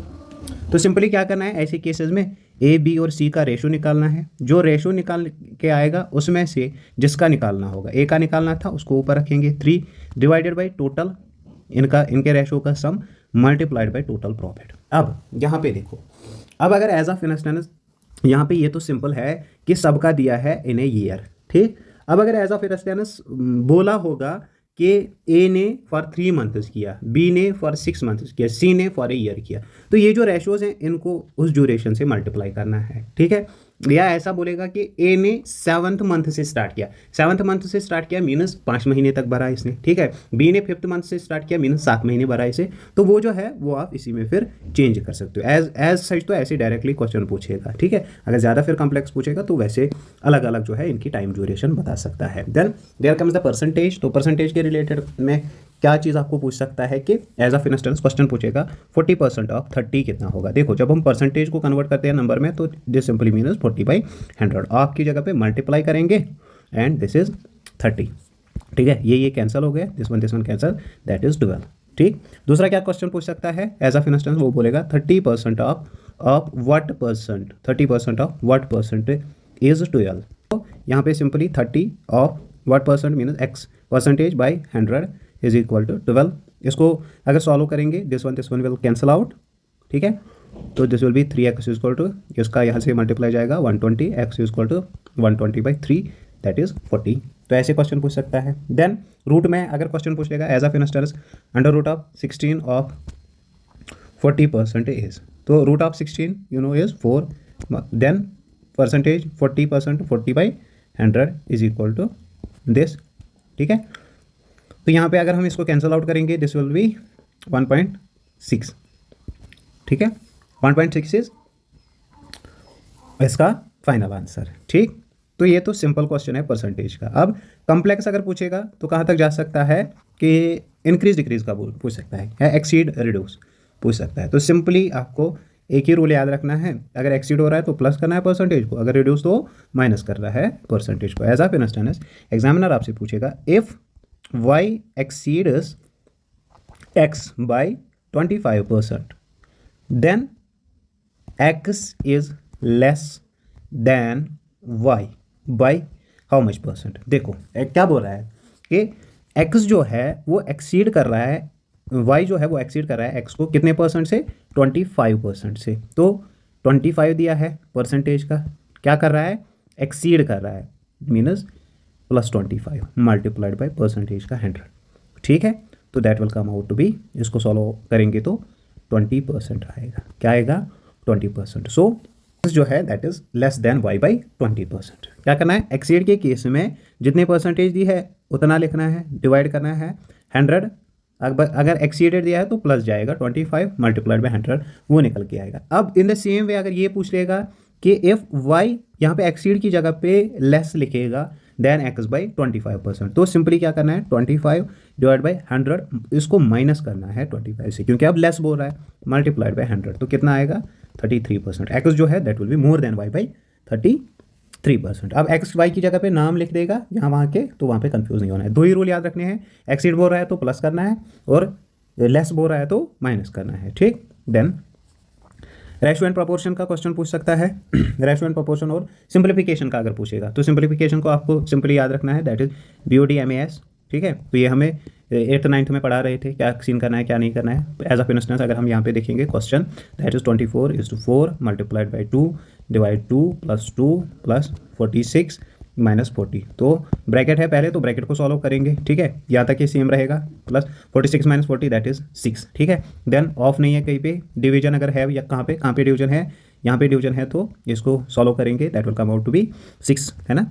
24/4 दैट इज 6। देन मल्टीप्लिकेशन का सीन देखेंगे, मल्टीप्लिकेशन कहाँ पे है, यहाँ पे है 4 2 8, ठीक है। तो मल्टीप्लिकेशन को सॉल्व करेंगे, राइट। देन उसके बाद एडिशन और सब्ट्रैक्शन कर लेंगे, तो जो फाइनल आंसर आएगा that will be the answer, ठीक है। देन डिवीजन का क्वेश्चन पूछ सकते हैं, तो डिवीजन के रिलेटेड आपको पता ही है कि डिवीजन जो है, डिवीजन का क्वेश्चन अगर पूछेंगे तो यहाँ पे हमें क्या करते थे, जो डिविडेंट है that is equal to divisor into quotient plus remainder, ठीक है। तो अगर आपको एग्जामिनर देगा डिवाइजर भी, क्वोशंट भी, रिमाइंडर भी, कैलकुलेट डिविडेंड, या डिविडेंड देगा डिवाइजर कैलकुलेट करो, सो फोर्थ एंड सो ऑन। तो कैसे हम लिखते थे, हम ऐसे लिखा करते थे डिवाइजर, ठीक है, जिसे किसी चीज़ को किसी नंबर को डिवाइड होगा, तो जिस नंबर को डिवाइड करना था दैट इज़ अ डिविडेंड, ठीक है। तो जो यहाँ पे जिससे डिवाइड होता था दैट इज़ द क्वोशंट, ठीक है, जो फिर पीछे रहता था दैट वाज रिमाइंडर। तो फार्मूला कौन सी याद रखनी है, डिविडेंड जो है that is divisor into quotient plus remainder. तो ये अप्लाई करके हमें आंसर निकल सकता है, ठीक है। एज ऑफ इंस्टेंस ये डिवाइजर मान के चलेंगे कि एग्जामिनर ने दिया है कि डिवाइजर जो है कैलकुलेट डिविडेंड, अगर डिवाइजर है 100, ठीक है, क्वोशंट है 403 और रिमाइंडर है 58। तो यहाँ पे अगर इनको सॉल्व करेंगे दैट विल कम आउट 40358, ठीक। तो ये सिंपल सा है, ये आपको पता होनी चाहिए। रेशो एंड प्रोपोर्शन के रिलेटेड आपको क्या पूछ सकता है, that is the middle ratio and the third ratio, ठीक है, middle ratio and third ratio. देखो जब भी मिडल रेशो आपको काउंट करना हो, आपको दो ही फार्मूला याद रखनी है, मिडल रेशो की एक फार्मूला याद रखनी है और थर्ड रेशो की एक फार्मूला याद रखनी है। देखिए मिडल रेशो की क्या फार्मूला है, middle ratio x is called under root of a b, x is called under root of a b. As of instance examiner पूछ रहा है आपसे कि मिडल रेशो क्या होगा 4 and 64 का, ठीक है। तो x is called to under root of 4 into 64, that will come out to be ये इसके साथ 4 का 2 का स्क्वायर और रूट ये कैंसिल आउट, ठीक है, और 8 का स्क्वायर और root this will be cancel out, that will be 2 into 8 that is equal to 16। तो ये आ सकता है किसका क्वेश्चन, मिडल रेशो का। मिडल रेशो के रिलेटेड आपको क्या फार्मूला याद रखनी है, x is equal to under root of a b, middle ratio जो होता है that is under root of a b. Then third ratio is b square upon ए, ठीक है। अब अगर सेम नंबर्स का हमें थर्ड रेशो निकालना हो तो बी स्क्वायर मीनस 64 का square upon a that is 4, तो वो निकल के आएगा, ठीक है। There comes the distance, time and speed. चलिए तो डिस्टेंस, टाइम एंड स्पीड की अगर बात करेंगे, एज यू ऑल नो कि स्पीड जो होती है that is equal to distance by time, ठीक है। तो ये एक सिंपल सी फार्मूला है स्पीड की। तो जब भी हमें किसी ट्रेन की स्पीड वगैरह कैलकुलेट करनी है, डिस्टेंस कितनी है, टाइम कितना ले रहा है, तो वहाँ से हम स्पीड जो है वो काउंट कर सकते हैं, ठीक है। अगर आपको एज ऑफ इंस्टेंस अब एवरेज स्पीड जो है काउंट करनी है, तो एवरेज स्पीड के रिलेटेड क्या फार्मूला रहेंगी, ये चीज़ें आपको याद रखनी है। तो that is twice x y, अगर दो ट्रेन है उनकी एवरेज स्पीड निकालनी है तो twice x y divide by x plus y, ठीक है। तो ये दो ट्रेन का सीन हुआ। अब अगर दो की जगह पे तीन ट्रेन दिए हैं तो 3 times x y divide by x y y z z x, ठीक है। तो यहाँ से आप एवरेज स्पीड निकाल सकते हो। देखिए अब क्वेरी कैसे एग्जिस्ट हो सकती है, क्वेश्चन कहाँ से पूछ सकता है, यूनिट कन्वर्शन हो सकता है। जैसे एज ऑफ इंस्टेंस आपको किलोमीटर पर आवर जो है किलोमीटर पर आवर से कन्वर्ट करना होगा इन मीटर पर सेकंड।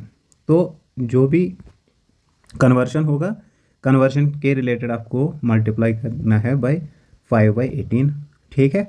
अगर मीटर पर सेकंड का होगा तो यहाँ पे कन्वर्ट अगर करना हो इनको किलोमीटर पर आवर तो मल्टीप्लाई करना है 18/5, ठीक। तो ये तो रहेगा किसका सीन, कन्वर्शन का, ठीक। देन अगर एग्जामिनर क्वेश्चन पूछेगा रिलेटेड टू, जैसे मान के चलेंगे कि क्वेश्चन है हमें कि कोई ट्रेन जो है, ट्रेन चल रही है, ठीक है। तो ट्रेन जो है इसने किसी स्टैटिक ऑब्जेक्ट को पास किया है, क्या किया है, स्टैटिक ऑब्जेक्ट को पास किया, और ट्रेन की जो लेंथ है दैट इज एक्स। तो what will be the distance covered by the train, ठीक है। देखिए स्टैटिक ऑब्जेक्ट अगर होगा हमारे पास, जैसे किसी क्वेश्चन में है man, a train passed the man, और a train passed the electric pole, या फिर a train passed the tree, तो ये जो है ये स्टैटिक चीज़ें हैं, ठीक है। यहाँ पे आपको क्या याद रखना है कि जो ट्रेन की लेंथ होगी that will be the distance. For example examiner आपसे क्वेश्चन पूछेगा, a train having length of 100 meters crossed a man or pole or tree, what will be the distance covered by the train।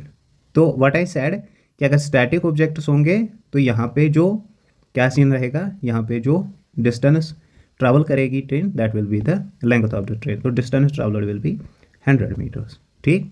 दूसरा scene क्या exist हो सकता है कि examiner आपसे पूछेगा कि कोई ट्रेन जो है वो क्रॉस कर रही है किसी ब्रिज को, ठीक है, या फिर किसी रिवर को और प्लेटफॉर्म को और टनल को, तो what will be the distance travelled by the train. देखो यहाँ पे जो डिस्टेंस ट्रैवल करेगा that will be the length of train plus length of these, ठीक है। एज ऑफ इंस्टेंस क्वेश्चन है कि एक ट्रेन जो है उसकी लेंथ जो है दैट इज़ 100 मीटर्स, उसने पास किया एक टनल को जो 50 मीटर्स है, what will be the total distance travelled by the train. तो 100 प्लस 50 दैट इज़ 150 मीटर्स, ठीक है, that will be the distance travelled. तो सिंपल सा है, फार्मूला क्या है हमारे पास, that is speed is equal to distance by time. अब स्पीड जो है that is in kilometre per hour, time जो है सेकंड्स में, तो स्पीड को हमें कन्वर्ट करना है इन मीटर पर सेकंड। तो 36 को मल्टीप्लाई करेंगे बाय 5/18, तो ये निकल के आएगा 10 मीटर पर सेकंड, ठीक है। तो 10 मीटर पर सेकंड जब निकल के ये आएगा, अब इसको हम करेंगे सिंपल कन्वर्शन, तो दैट इज़ क्या निकालना है हमें डिस्टेंस निकालनी है और लेंथ निकालनी है, that is s into t, तो वो कितना आएगा 10 इंटू 20 दैट इज़ 200 मीटर। जो डिस्टेंस होगी और जो लेंथ होगी ट्रेन की that will be 200 metre, that is a unit conversion, ठीक है। लाइकवाइज अगर आपसे एग्जामिनर पूछेगा कि देयर इज़ ए ट्रेन जो क्या कर रही है, जिसकी लेंथ है 120 मीटर्स, क्या है लेंथ ट्रेन की 120 मीटर्स, ट्रेन की लेंथ है 120 मीटर्स, ठीक है। वो ट्रैवल कर रही है 60 किलोमीटर पर आवर, मीनस की स्पीड जो है that is 60 kilometre per our, ठीक है। उसने क्रॉस किया एक ब्रिज को, ठीक है, कितने टाइम में, in 18 second, so time is 18 seconds. उसने क्रॉस किया ब्रिज को इन 18 सेकंड्स, ठीक है। Then find the length of bridge. अब हमें क्या निकालनी है, लेंथ ऑफ ब्रिज।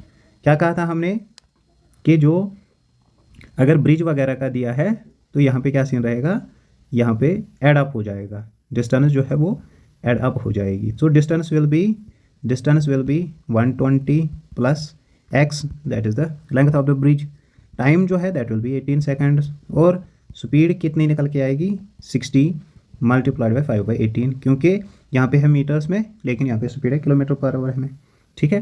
तो अब अगर इसका हम निकाल लेंगे that will come out to be 50/3, ठीक। नाउ डिस्टेंस क्या निकल के आएगी, टाइम इनटू स्पीड, ठीक है, that is 120 plus x is equal to 18 multiplied by 50/3। तो इसको जब सॉल्व कर लेंगे तो यहाँ पे क्या निकल के आएगा, x हमें around 180, x is equal to 180 metres. पहले इसको जो है this cancel out 65 x is equal to 300 minus 120, वो निकल के आएगा 180। तो ऐसे क्वेश्चन बन सकता है, ठीक है। सिंपल सा सीन है, सिंपल मैथमेटिक्स है, कोई ज़्यादा लोड लगाने की ज़रूरत नहीं है, ठीक है। Then there comes the work and time. देखिए वर्क एंड टाइम की जब बात करेंगे तो दो चीज़ें आपको याद रखनी है। वन इज़ की टाइम जो है that is inversely related to work, ठीक है। कॉमन सेंस है, अगर कोई ज़्यादा काम कर रहा है उसको कम टाइम लगेगा, अगर कोई ज़्यादा टाइम ले रहा है तो वो काम कम कर रहा है। और टाइम जो है that is inversely proportional to efficiency, ठीक है। अब जिसकी एफिशिएंसी ज़्यादा है उसको कम टाइम लगेगा, जिसकी एफिशिएंसी कम है उसको ज़्यादा टाइम लगेगा। ये दो चीज़ें लेकर चलना है। देन अब अगर सीधा क्वेश्चन की तरफ देखेंगे हम, तो क्वेश्चन को देखने से पहले आपको दो चीज़ें याद होनी चाहिए, that is the LCM and HCF. देखो एलसीएम एंड एचसीएफ क्या होता है, एज ऑफ इंस्टेंस हमारे पास दो नंबर्स है, वन इज़ 24, दूसरा जो है दैट इज़ 36। इनका अगर हमें एलसीएम एचसीएफ निकालना होगा, देखो 2 12s 2 18s, ठीक है, 2 6s 2 9s, ठीक, देन 3 2s 3 3s, ठीक। ना इसका जो है एचसीएफ क्या निकल के आएगा, HCF will be 2 multiplied by 2 multiplied by 3, that is 2 2s 4 2 2 3, that is 12, ठीक है। अगर एलसीएम निकालना होगा हमें तो LCM will be 2 is to multiply by 3 into 2 into 3, that is 72। तो 24 और 36 का एचसीएफ है 12 और एलसीएम है 72। ना यहाँ से क्वेश्चन कैसे निकल के आएगा, जैसे एग्जामिनर आपसे पूछेगा कि दो नंबर्स है उनका मल्टीप्लिकेशन है एलसीएम और एचसीएफ का इतना, एक नंबर ऐसे है दूसरा नंबर क्या होगा, तो फार्मूला क्या याद रखेंगे, अगर दो नंबर्स है n1 n2, ठीक है, इनका जो मल्टीप्लिकेशन होता है, इनका जो प्रोडक्ट होता है, that is equal to the multiplication of their LCM and HCF. ठीक है, जैसे यहीं पे ये दो नंबर्स हम लिखेंगे, मान के चलेंगे n1 इज 24, ठीक है, n2 अगर 36 हमें पता नहीं है तो यहाँ पे लिख देंगे सीधा n2, ठीक है। अब एचसीएफ क्या है इनका, that is 12 multiplied by LCM क्या है, दैट इज 72। तो n2 कितना निकलेगा, n2 will be 12 into 72 by 24, ठीक है। तो that will come out to be 36, वही तो था हमारा सेकंड नंबर। तो ये आपको फार्मूला याद रखनी है कि दो नंबर्स का product is equal to their product of their LCM and HCF. और एलसीएम एचसीएफ कहाँ से निकालते हैं, कैसे निकालते हैं, ये पता होनी चाहिए नाउ, क्योंकि ये जो है ये सीन हमें काम आएगा किस में, वर्क एंड टाइम में। वर्क एंड टाइम के रिलेटेड हमने दो चीज़ें याद रखी, एक जो वर्क है that is inversely proportional to time, और जो एफिशिएंसी है that is also inversely proportional to time. अब अगर क्वेश्चन देखेंगे, देखिए एग्जामिनर हमसे पूछेगा कि कोई इंडिविजुअल है, उसने किसी काम को 10 दिन में कंप्लीट किया, ठीक है, बी जो है इस काम को 15 दिन में कंप्लीट कर रहा है, अगर ये दोनों मिलकर काम करेंगे तो कितने दिन में कंप्लीट कर सकते हैं, ठीक है। तो A completes a work in 10 days, B completes the same work in 15 days, ठीक, देन टुगेदर ये कितने दिन में ये कंप्लीट कर लेंगे। देखो सॉल्यूशन क्या है, जब भी आपको ऐसा दिया है तो व्हाट आई सेड कि जो वर्क और टाइम के रिलेटेड रिलेशन है दैट इज इनवर्स, ठीक है। तो 10 को लिख दोगे 1/10, ये है ए का वर्क, ठीक, देन बी का क्या है 1/15, ठीक, देन अब एग्जामिनर क्या पूछ रहा है, टुगेदर मीन्स कि ए और बी को एड अप करके, दैट इज 1/10 प्लस 1/15, ठीक है। इसको ऐसे 15 plus 10 divide by 10 into 15 that is 150, वो निकल के आएगा 1/6, ठीक है। तो टाइम कितना आएगा, फिर कितने दिन में ये कंप्लीट कर लेंगे, इन 6 days, सिंपल है, ठीक है। या अगर लॉन्ग मेथड से ये आपको ज़्यादा जो है टाइम कंज्यूमिंग लग रहा है तो शॉर्ट मेथड इसका क्या होगा, देखो क्या दे रहा है हमें, ए का काम बी का काम, ठीक है। तो ए और बी का काम जो है उसको हम निकालेंगे एलसीएम, क्या निकालेंगे, एलसीएम। तो ए का काम है 10 days, बी का काम कंप्लीट हो रहा है 15 days में, इनका एलसीएम निकल के क्या आएगा, इनका एलसीएम निकल के आएगा 30। एलसीएम आपको पता है अब कैसे निकालना है, ठीक है। देन 30 को अगर डिवाइड कर लेंगे 10 से कितना आएगा 3, ठीक है। 30 को डिवाइड करेंगे 15 से कितना निकल के आएगा 2, इनको सम अप करना है, 3 + 2 कितना हो गया 5, कितना हो गया 5। इसको जो 30 है जो इनका एलसीएम निकल के आएगा उसको डिवाइड करना है बाई दिस 5, ठीक है। 30/5 that is equal to 6 days, simple. जो दो दिए है उनका एलसीएम निकालो, एलसीएम को डिवाइड कर लो, जो वहाँ पे दिए हैं दो नंबर्स, दो डेटा दिए हैं उनको सम अप करो, उसको डिवाइड कर लो किससे, जो एलसीएम आपके पास दिया है, क्वेश्चन का सॉल्यूशन निकल के आ जाएगा, ठीक।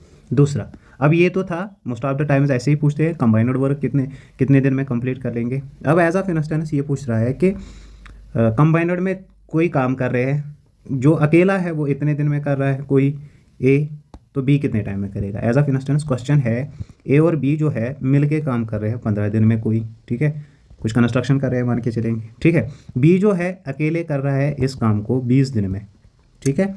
तो ए अगर अकेला काम करेगा यही तो कितने दिन में कंप्लीट करेगा। सॉल्यूशन क्या है, देखो वैसा मेथड अगर हम यूज़ करेंगे ए प्लस बी तो कितना आएगा इसका, दैट इज़ 1/15, ठीक है। देन ए को कितने दिन लगेंगे, टोटल कितना है 1/15, माइनस बी को कितने लग रहे हैं 1/20 days, ठीक है।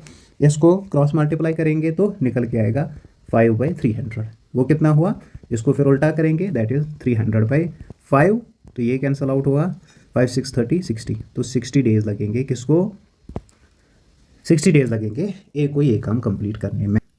थर्ड चीज़ क्या एग्जिस्ट हो सकता है, जैसे एफिशिएंसी दी है, मान के चलेंगे कोई बंदा है ए, वो काम कर रहा है ट्वाइस देन बी, वो काम कर रहा है ट्वाइस देन बी, मीन्स कि इसकी एफिशिएंसी 2 गुना है किससे, बी से। इन्होंने एक साथ में एक काम जो है 12 दिन में कंप्लीट किया, कितने डेज में कंप्लीट किया 12 days में, ठीक है। नाउ अब एग्जामिनर पूछेगा कि ए जो है अकेले कितने दिनों में ये काम कंप्लीट कर लेगा, ठीक है। ए जो है अकेले कितने दिनों में ये जो काम है ये कंप्लीट करेगा। देखो हमारे पास क्या सोल्यूशन क्या आएगा, ए और बी का जो एफिशिएंसी रेशो है दैट इज़ 2:1, क्योंकि ए जो है इसकी दोगुनी एफिशिएंसी है किससे, बी से। ठीक है, अब कंबाइनर कितने दिन में काम कर रहे हैं ये, 12 डेज में। ठीक है, जो रेशो आपको दिया है इसको सम अप करना है, दैट इज़ 2+1 कितना हुआ 3। कितने कितने बंदे हैं हमारे पास, 2, तो डिवाइड करेंगे 2 से, निकल के जो आंसर आएगा क्या होगा 2 6 6 3 सर 18 डेज। ठीक है, तो ए जो है वो इस काम को अकेले कंप्लीट कर लेगा 18 डेज में। तो अगर एफिशिएंसी का दिया है 2 टाइम्स 3 टाइम्स या व्हाट्सएवर, तो हमें क्या करना है, पहले रेशो बनाना है इनका, जो रेशो बन के आएगा उसको सम अप करना है। टुगेदर इनको कितना टाइम लगेगा, रेशो का सम अप डिवाइडेड बाई कितने बंदे हैं, वो जो है वो हमें आंसर दे देगा। ठीक, देन सिंपल इंटरेस्ट के रिलेटेड क्वेश्चन पूछ सकते हैं। Simple interest is P/R/T/100। ठीक है, दैट इज सिंपल इंटरेस्ट जो है that is principal amount into rate of return into time. ठीक, तो अगर एज ऑफ इंस्टेंस क्वेश्चन हमारे पास है find interest that is simple interest and amount that is the principal amount. ठीक है, to be on 15,000 rupees at 50 और 5% per annum after 2 years। तो सॉल्यूशन क्या निकल के आएगा, simple interest is equal to P, तो कितना है दैट इज 15,000 इंटू आर कितना है rate that is 5 into time duration 2 divided by 100। तो ये कितना निकल के आएगा, simple interest that is 1500। Now अब अमाउंट अगर हमें निकालना होगा, amount is equal to principal plus simple interest. ठीक है, तो that is the total amount. Principal amount कितना है 15,000 प्लस इसका 1500 दैट इज 16,500। तो सिंपल इंटरेस्ट अगर हमें निकालना हो तो ये फार्मूला हम यूज़ करेंगे। ठीक है, टोटल अमाउंट अगर हमें निकालना हो तो जो प्रिंसिपल अमाउंट होगा दैट इज दिस प्लस जो इस पर सिंपल इंटरेस्ट चढ़ा होगा। ठीक, तो यही 2 क्वेश्चन आ सकते हैं इंटरेस्ट से। कंपाउंड इंटरेस्ट का क्वेश्चन नहीं आ सकता है क्योंकि कंपाउंड इंटरेस्ट जो है वो सिलेबस में नहीं है आपकी। Then there comes a profit and loss. देखो प्रॉफिट एंड लॉस की जब बात होती है तो डिफरेंट फार्मूलाज वगैरह जो है वो हम यूज़ करते हैं किसमें, प्रॉफिट एंड लॉस में। ठीक है, लेकिन जब मोस्ट ऑफ द टाइम जो क्वेश्चन निकल के आता है वो हमें एक ही फार्मूला से जो है वो सॉल्व हो जाता है। ठीक है, तो जो फार्मूलाज वगैरह है उसके वो आप याद रख के फिर अप्लाई कर सकते हो, बट मोस्टली जो है एक ही चीज़ आपको याद रखनी है जिससे आपके मोस्ट ऑफ द क्वेश्चन जो है वो सॉल्व हो सकते हैं। देखो अगर एज ऑफ इंस्टेंस क्वेश्चन है मेरे पास कि एग्जामिनर पूछ रहा है कि किसी बंदे ने कोई आइटम जो है वो सेल आउट किया और सेलिंग प्राइस जो था उसका, मतलब जिस प्राइस पे उसने उसको भेजा दैट वाज 1120। ठीक है, मान के चलेंगे जब इसने ये भेजा तो लॉस जो हुआ वो हुआ उसका 20%। कितना हुआ लॉस, 20%। अब बोलो कि सेलिंग प्राइस कितना होना चाहिए, मीन्स कि ये आइटम कितने में ये बंदा बेचना चाहिए सो दैट कि जो प्रॉफिट बनना चाहिए 40% का। ठीक है, मोस्टली ऐसे ही क्वेश्चन निकल के आता है। देखो सिंपल आपको क्या करना है, सिंपल हमें करना है कि सेलिंग प्राइस कितना है जिस पे बेच दिया मल्टीप्लाइड बाय, ठीक है, मल्टीप्लाइड बाय 100 बाय, अब इसको क्या हुआ है, लॉस हुआ है कितने परसेंट, 20%। तो 100 में से 20% माइनस करेंगे कितना बनेगा 80। ठीक है, तो that will come out to be 1400। ठीक है, 1400 क्या है फिर इसका, ये इसका कॉस्ट प्राइस है। क्या है, कॉस्ट प्राइस है। कॉस्ट प्राइस निकल के आ गया हमें इस आइटम का। नाउ अब हमें एग्जामिनर क्या बोल रहा है कि अगर सेलिंग प्राइस क्या होना चाहिए अगर इस प्रोडक्ट में 40% का प्रॉफिट बनेगा, तो कॉस्ट प्राइस कितना है फिर, दैट इज़ 1400 मल्टीप्लाइड बाई इसका जो प्रॉफिट बनना चाहिए कितना बनना चाहिए 40%, तो 40 डिवाइडेड बाई 100। ठीक है, 40 डिवाइडेड बाई 100, तो ये कितना निकल के आएगा, that will come out to be 560। कितना आएगा 560। नाउ कॉस्ट प्राइस क्या था इसका, that was 1400 plus 560, this will come out to be 9960। तो अगर इसको 40% इस पे प्रॉफिट चाहिए तो कितने में बेचना है, 1960 में बेचना है। ये क्राइटेरिया एग्जिस्ट हो सकता है, ये क्वेश्चन एग्जिस्ट हो सकता है। ठीक, देन सेकंड क्वेश्चन क्या आ सकता है हमें, देखो ये थोड़ा कम्प्लेक्स लेवल का आ सकता है लेकिन इससे भी सिंपल हम एज्यूम कर सकते हैं, इससे भी सिंपल आएगा। देखो एग्जामिनर हमसे पूछेगा कि सेलिंग प्राइस किसी आइटम का है, मान के चलेंगे 460, कितना है 460 जो है उसका सेलिंग प्राइस है किसी आइटम का, ठीक ना। अब अगर हमें इस पे 15% का क्या कमाना है, 15% का प्रॉफिट हमने इस पे बनाया, कितना बनाया 15% का प्रॉफिट हमने बनाया। अगर हमने इसको कितने में सेल किया 460 में, अगर हमें इस पे 20% का प्रॉफिट बनाना है, कितना 20% का प्रॉफिट बनाना है, तो इसका सेलिंग प्राइस कितना रहना चाहिए, कितने में हमें ये सेल करना है। देखो अब ऑलरेडी इसने क्या बनाया है 15% का प्रॉफिट बनाया है, सेलिंग प्राइस कितना है 460, ठीक है। 15% का प्रॉफिट बनाया मीन्स 100 में ये जो है 15 ऐड हो जाएंगे, ठीक है। लेकिन अभी इसको कितना बनाना है 20% का प्रॉफिट बनाना है, तो that will be 100 + 20 that is 120 divided कितना बनाया है ऑलरेडी 15% का, तो 115, ठीक है, that will come out to be 480। तो अगर 15% का प्रॉफिट बनाया, जब 460 पे बेचा था तो 15% का प्रॉफिट बनाया, अब अगर 20% का प्रॉफिट चाहिए तो 480 में इसको सेट आउट कर देना है। तो सिंपली हमने क्या याद रखा कि अगर प्रॉफिट बन रहा है, अगर प्रॉफिट बन रहा है तो जो 100 है 100 को प्लस हो रहा है, लेकिन टॉप साइड में अगर लॉस हो रहा है तो 100 को माइनस हो रहा है, लेकिन किस साइड में, बॉटम साइड में, ठीक है।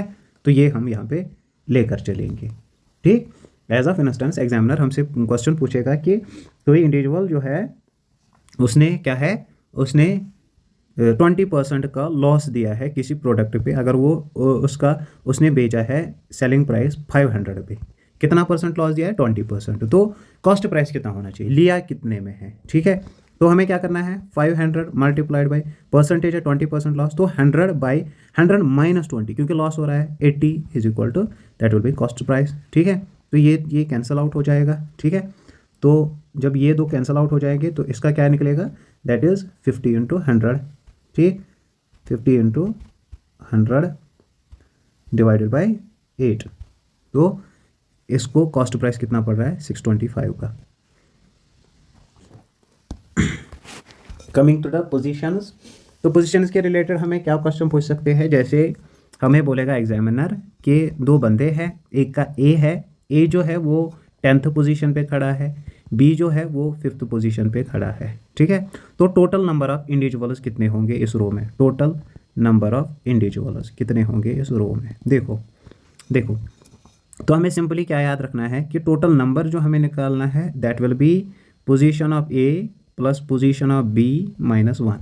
पोजीशन ऑफ ए कितनी है 10 + 5 हो गई 15 माइनस 1 हो गया 14, तो टोटल नंबर ऑफ इंडिविजुअल्स हो गए 14। ना दूसरा क्वेश्चन क्या आ सकता है, ये एक फार्मूला है, ठीक है। दूसरा क्वेश्चन क्या आ सकता है कि ए की जो पोजीशन थी दैट वाज 10th और बी की जो पोजीशन थी दैट वाज 5th, ठीक है। नाउ ए जो है इसने पोजीशन अपनी चेंज की, ए चेंज पोजीशन टू 15th, ठीक है। तो what will be the total number of individual. देखो यहाँ पे क्या करेंगे, total number of individual is equal to new position, जिसने पोजीशन चेंज की उसकी न्यू पोजीशन, तो ए ने पोजीशन चेंज की, इसकी न्यू पोजीशन क्या है 15 है, इसकी न्यू पोजीशन, प्लस बी इसने पोजीशन चेंज नहीं की तो इसका सेम रहेगा दैट इज़ 5, 15 + 5 माइनस 1, तो कितना हो गया 20 माइनस 1 दैट इज़ 19। तो जितने होंगे 19 नंबर ऑफ इंडिविजुअल्स इसमें होंगे। तो पोजीशन चेंज पे जो टोटल नंबर होगा दैट विल बी ए की न्यू पोजीशन, ठीक है, प्लस बी की ओल्ड पोजीशन माइनस 1। ये दो फार्मूला जो है इनसे आप निकाल सकते हो पोजीशन का। चलिए वेन डायग्राम्स की बात करेंगे। तो वेन डायग्राम्स के रिलेटेड दो तरह के क्वेश्चन आपसे पूछे जा सकते हैं एज ऑफ इंस्टेंस कि वेन डायग्राम्स क्या होते हैं, डायग्रामेटिक रिप्रेजेंटेशन आपको डालनी होती है जो आपको हम स्टेटमेंट वगैरह प्रोवाइड करते हैं, ठीक है।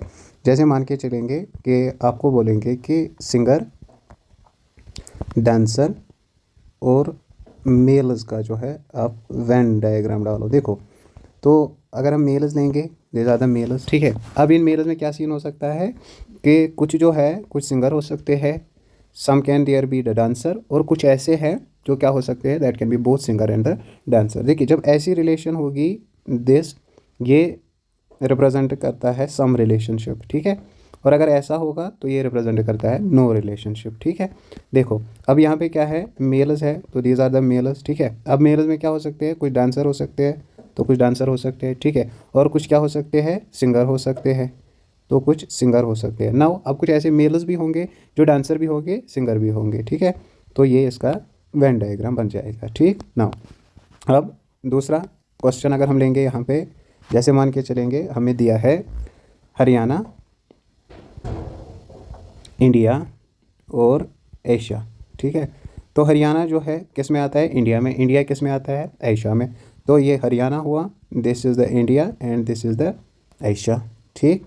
या हमें ऐसे पूछा जाएगा क्रिकेट, चेस, हॉकी, ठीक है।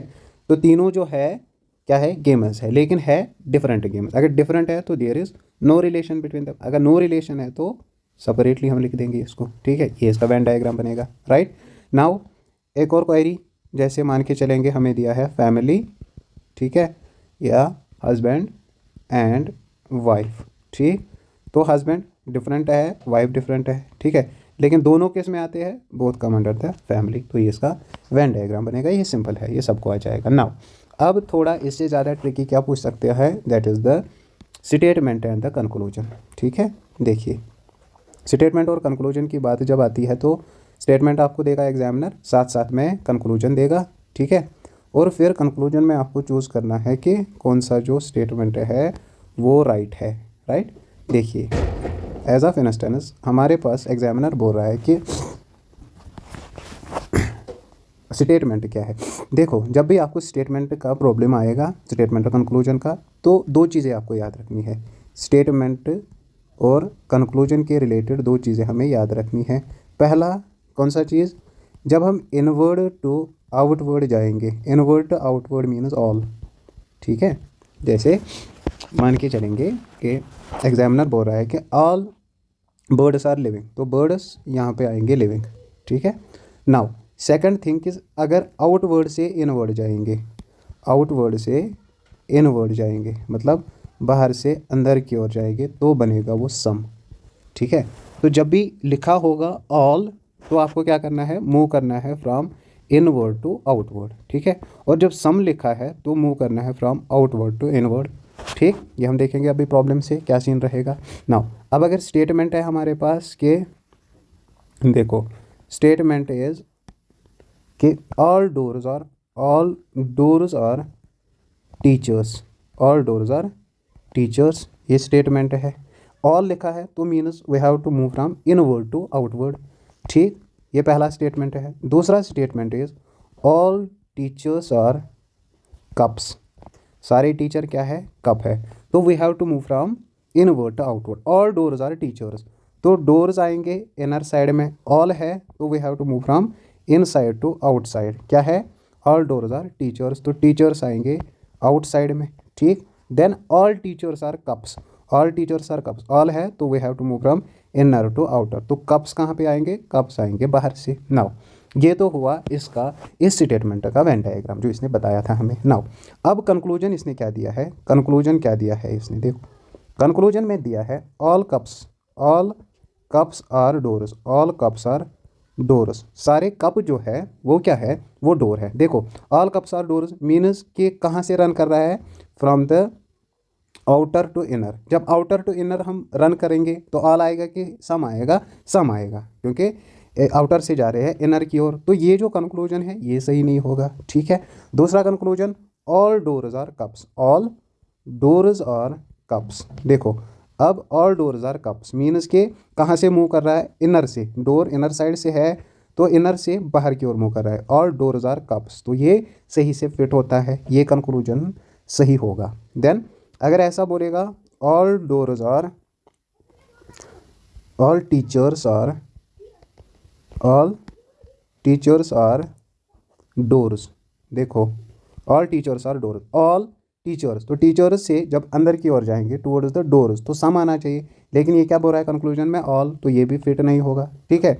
Then fourth statement conclusion is some cups are teachers, some cups, जब सम की बात करेगा तो कहाँ से जा रहा है, from the outer to inner side, some cups are teachers, हाँ फिट हो रहा है, ठीक है। तो this will also be the right conclusion. तो अगर हम इनको नंबरिंग करेंगे 1 2 3 एंड 4, तो जो 2 एंड 4 है ये दो कंक्लूजन क्या है, these are our right conclusion. तो सिंपल सा रूल क्या याद रखना है, बाहर से अंदर की ओर जाएंगे तो सम आएगा, अंदर से बाहर की ओर जाएंगे तो ऑल आएगा, बस इतना याद रखना है, ठीक है। Then there comes the dice problems. देखो डाइस जो होता है उसके 6 साइड्स होते हैं एज यू नो, ठीक है। तो अगर हम यहाँ पे ड्रॉ करने की कोशिश करेंगे,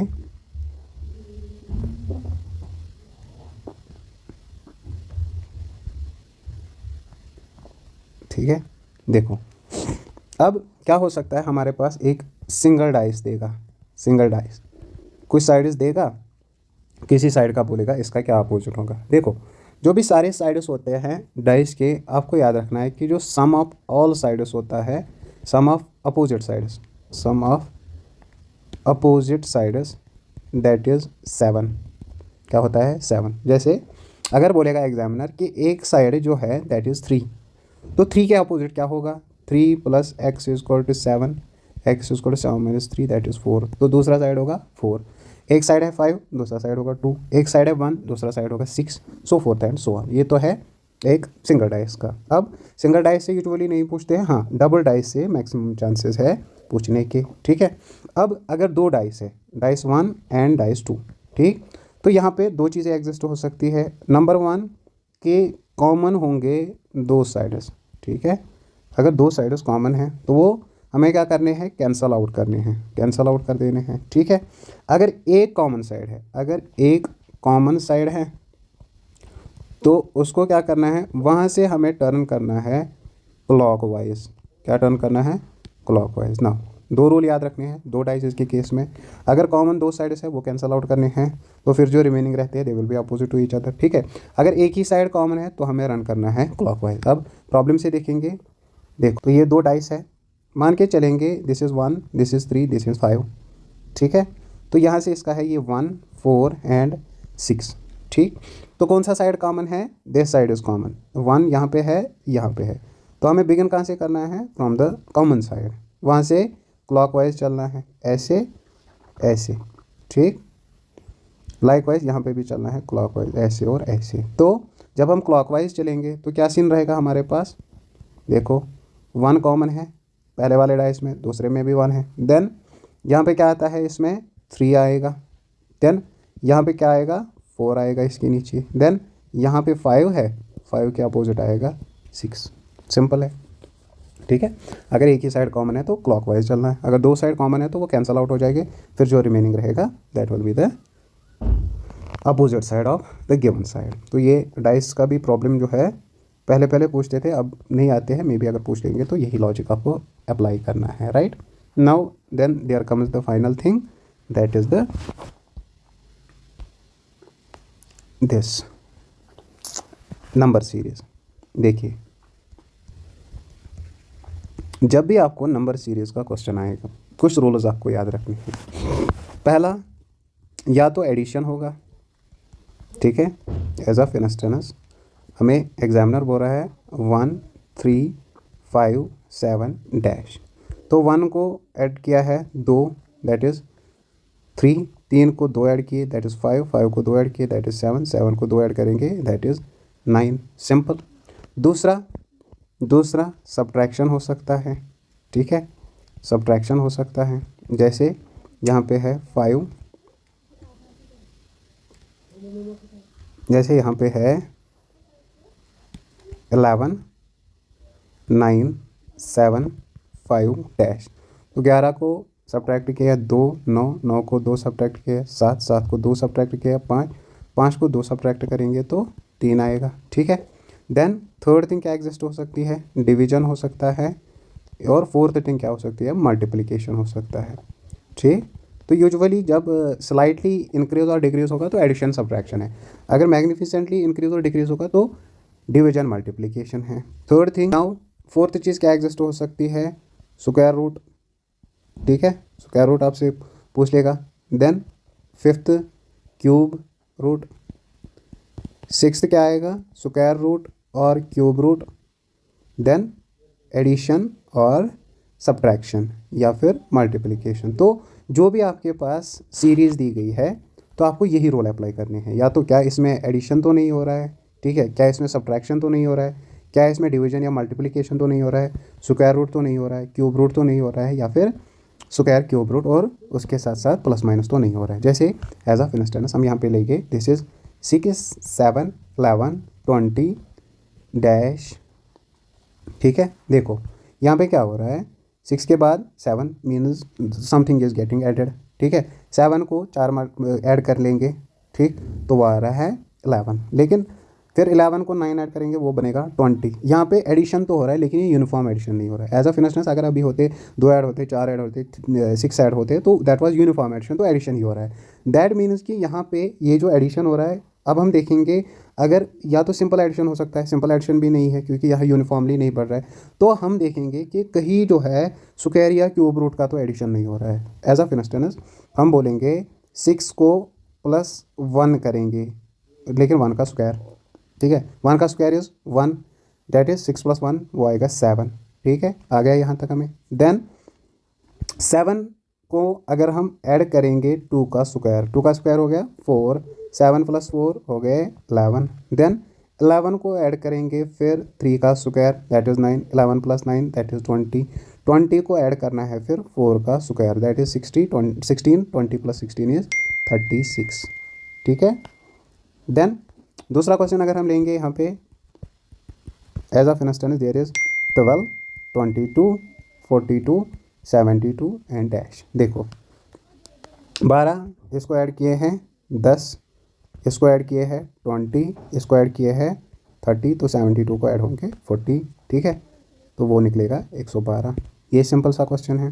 देन कॉम्प्लेक्स कहाँ से आएगा, देखो जैसे देयर इज़ 1, 2, 6, 24 और 120, उसके बाद डैश। देखो अब यहाँ पे क्या बन रहा है, 1 2 6 से सीधा जा रहा है 24 पे, तो हमें फोकस करना है किस पे, या तो मल्टीप्लाई हो रहा है या फिर स्क्वायर रूट क्यूब रूट हो रहा है। स्क्वायर रूट क्यूब रूट नहीं हो रहा है क्योंकि 2 स्क्वायर हो गया 4, यहाँ पे 6 आ रहा है, ठीक है, या तो स्क्वायर के साथ साथ कुछ और भी होता है, राइट। अब हम एज ऑफ इंस्टेंस हम देखेंगे 1 और 2, अगर हम 1 को मल्टीप्लाई करेंगे 1 से प्लस करेंगे 1 that will come out to be 2, 1 1 1, 1 + 1 2, ठीक है, ठीक। देन यहाँ पे अगर 2 को मल्टीप्लाई करेंगे 2 से, 2 को मल्टीप्लाई करेंगे 2 से +2 कितना आएगा, दैट इज़ 6, ठीक है। देन अगर 6 को मल्टीप्लाई करेंगे 3 से, देखो जो यहाँ पे सीरीज़ में नंबर है उसको मल्टीप्लाई करते हैं एक एक बढ़ जाता है। जैसे यहाँ पे 1 से मल्टीप्लाई किया, यहाँ से 2 से मल्टीप्लाई किया, यहाँ से 3 से मल्टीप्लाई किया, और ऐड भी कौन सा करते हैं, जो नंबर सीरीज़ में नंबर है, ठीक है। यहाँ पे अगर 1 ऐड किया, यहाँ पे सीरीज़ का 2 ऐड किया, यहाँ पे फिर 6 ऐड करना है, सो +6, 6 3 = 18, 18 + 6 हो गए 24, ठीक है। लाइक वाइज यहाँ पे अब क्या करना है, यहाँ पे भी हमें लेना है 24, उसको मल्टीप्लाई करना है 4 से, प्लस करना है 24, तो this will come out to be 120। अब हमें 120 लेना है, 120 को मल्टीप्लाई करना है बाय 5, प्लस करना है 120, ये हो गए 12 पंचे 60 और प्लस 120 हो गए 720, तो इस सीरीज़ में क्या आएगा, 720 आएगा, राइट। नाउ 4 16